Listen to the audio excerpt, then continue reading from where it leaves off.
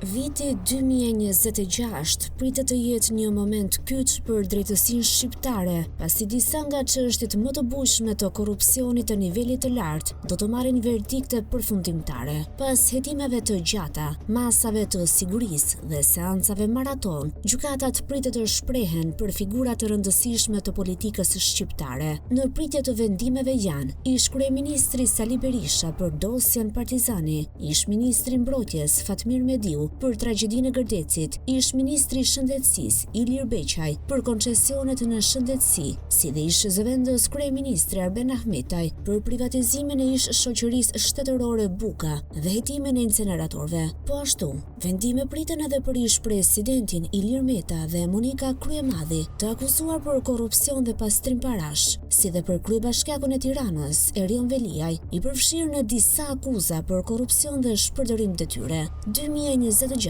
shihet si viti i verdikteve, që do të testojë forcën e reformës në drejtësi dhe do të kenë ndikim të drejtë për drejtë në skenën politike shqiptare.